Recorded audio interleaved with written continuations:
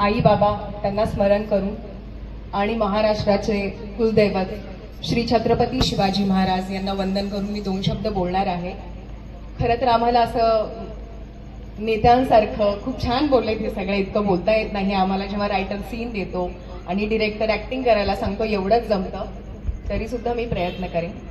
व्यासपीठावरील सर्व मान्यवर आणि माझ्या मित्रमैत्रिणींनो, तुम्हा सगळ्यांना मनापासून नमस्कार।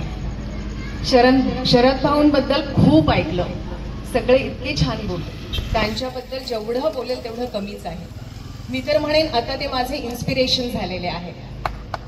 आणि त्यांच्याबद्दल बोलायचं झालं तर मला ह्या 2 ओळी बोलावेशा वाटतात। जीवन जगता आयुष्याची अशी पाऊले टाकावी, काल वालुका पथावरी ती मरणोत्तर उमठावी।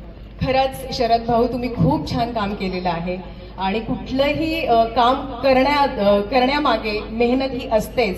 आज तुम्ही जिंकलेले आहात आणि तुमच्याबद्दल मी बरंच आधीही ऐकलं होतं आणि आता या सगळ्यांकडून ऐकल्यानंतर अजूनच मला खूप तुमचं कौतुक वाटतंय।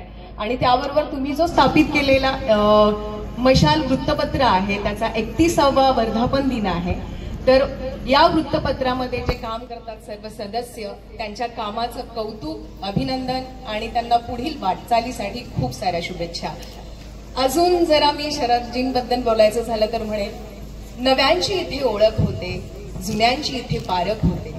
नव्यांची इथे ओळख होते, जुन्यांची इथे पारख होते। या नव्या जुन्याच्या संगमातून खऱ्या शरदजी भाऊंसारख्या माणसाची पारख होते। त्या बात आहे शरदजी, तुम्ही मला इथे बोलवलं त्याबद्दल खूप खूप आभार।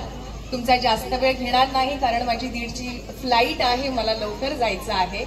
थँक्यू सो मच, तुम्ही मला शांतपणे ऐकून घेतल्याबद्दल थँक्यू।